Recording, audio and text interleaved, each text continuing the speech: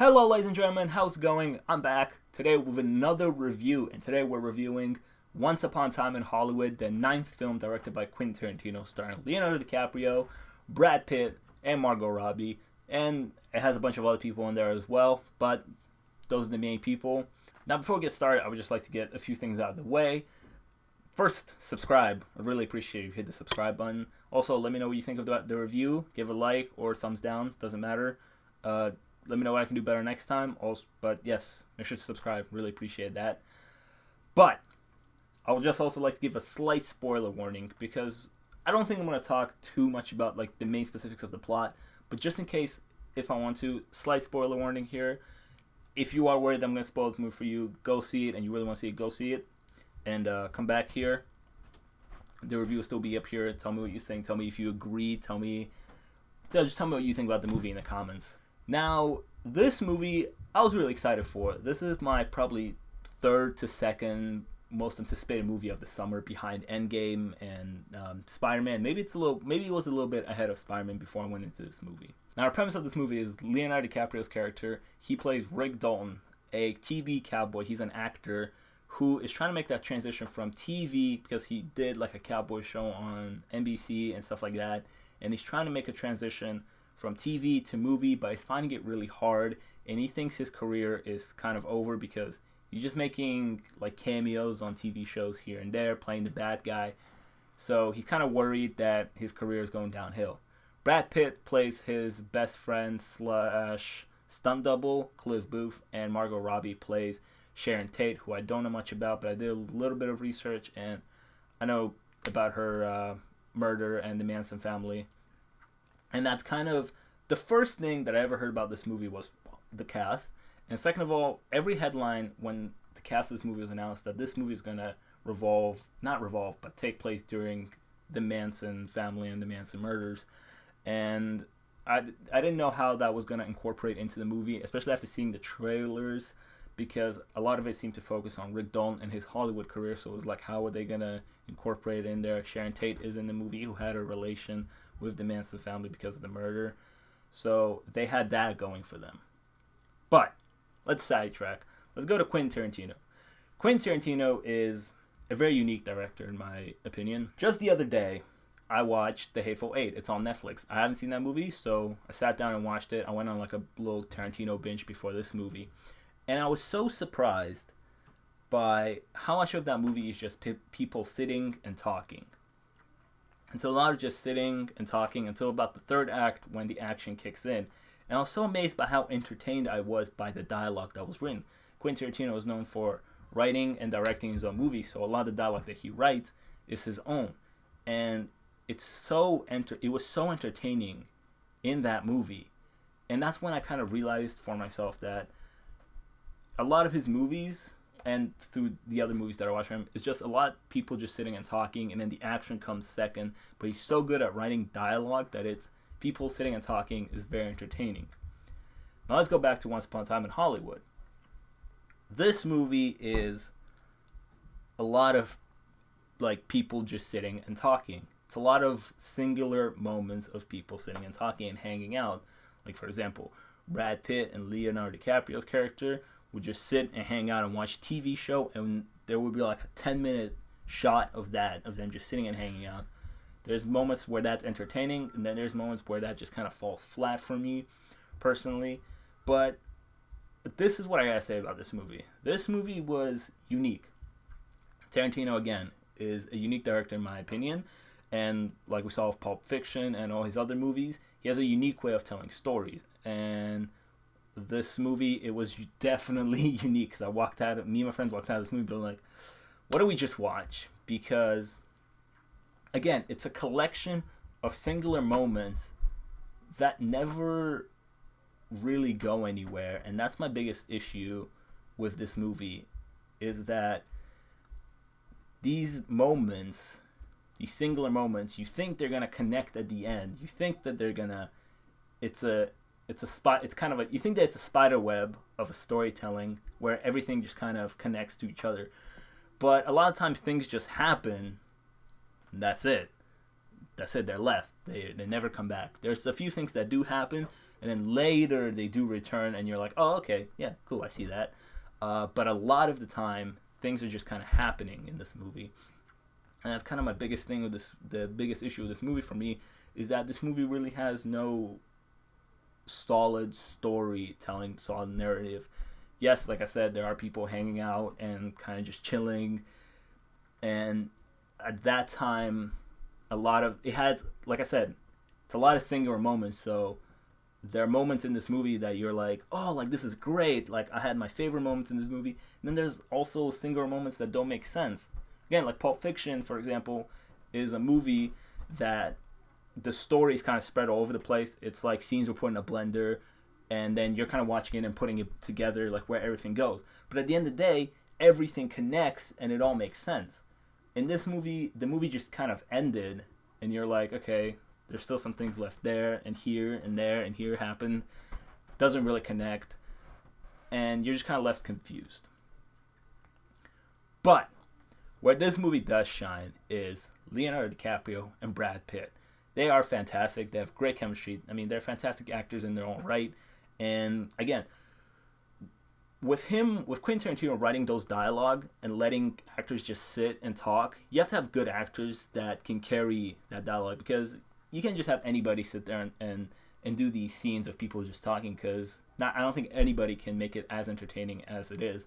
I think in The Hateful Eight, Samuel Jackson does a fantastic job of delivering his lines, and Kurt Russell is in that movie, and they just all do a fantastic job of delivering those lines. And again, this movie, Leonardo DiCaprio and Brad Pitt acting, carries this movie and carries a lot of the single moments that they have of just sitting and talking. And again, it's the actors that bring it all together. The acting is fantastic. It's on point. Is just as you expected it to be. And I gotta say, Brad Pitt was probably my favorite character, because he did have the funniest lines, in my opinion.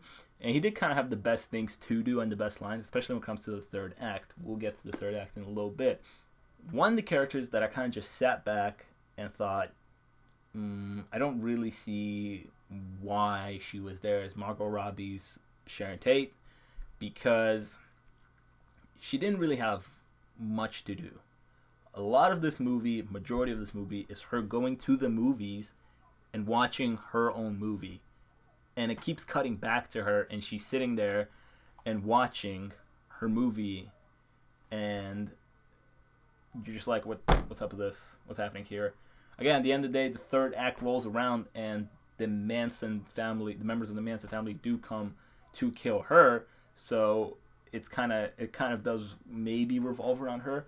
But at the end of the day, I think if you take her out of the story, if maybe Quentin Tarantino's approach was to focus on Rick Dalton, this fictional character that he wrote, and his acting career, it's just like having Sharon Tate there, for me personally, made no sense.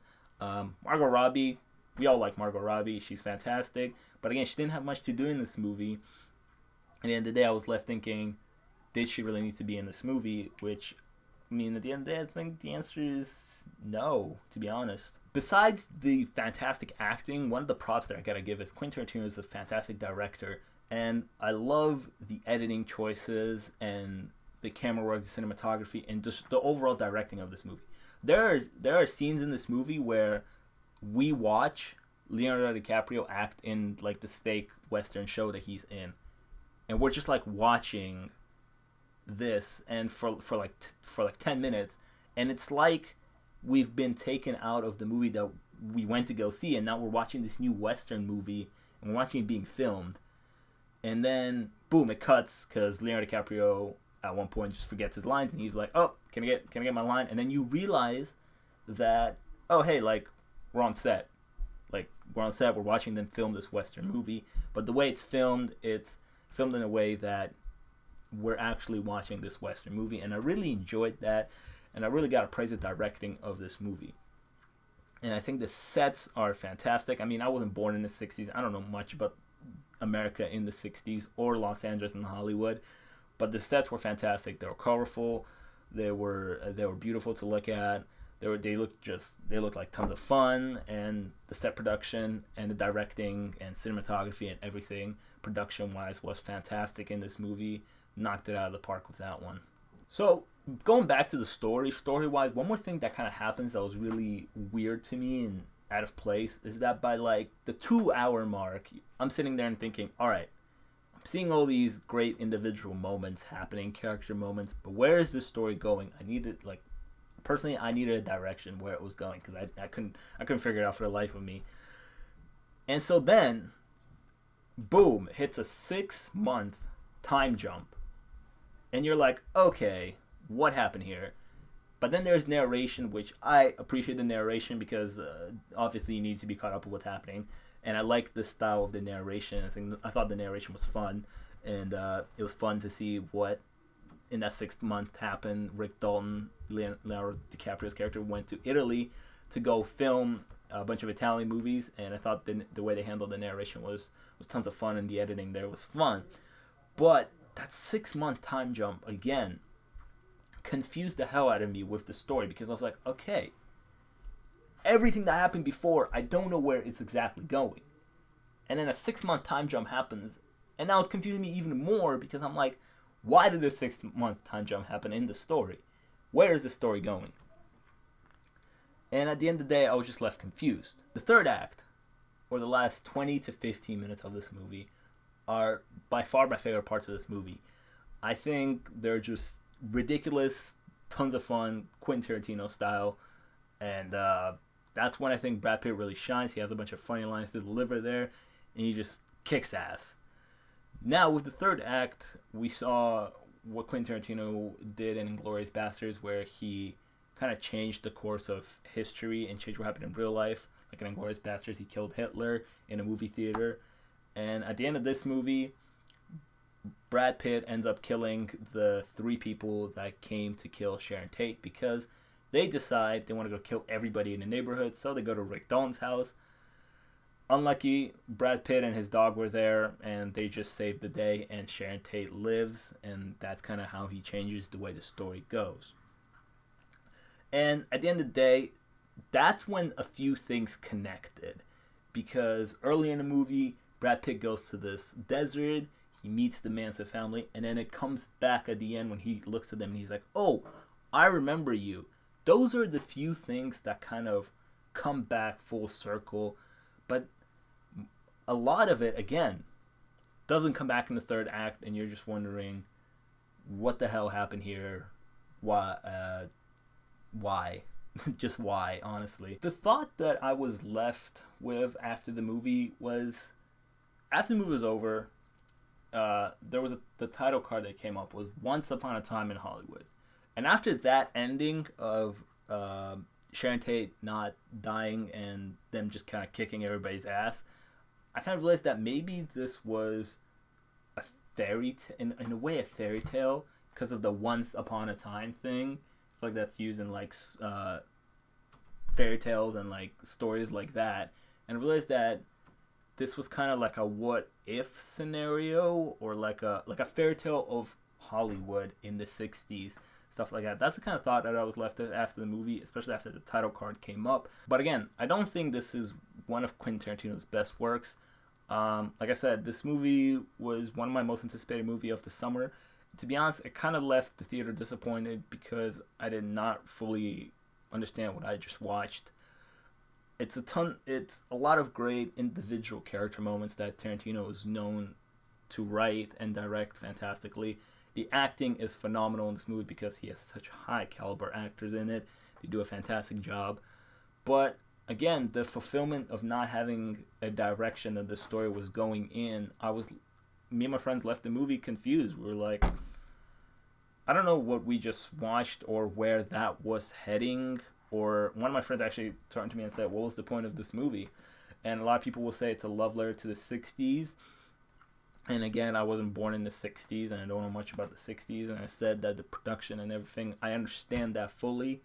But there was no direct story that this was going in.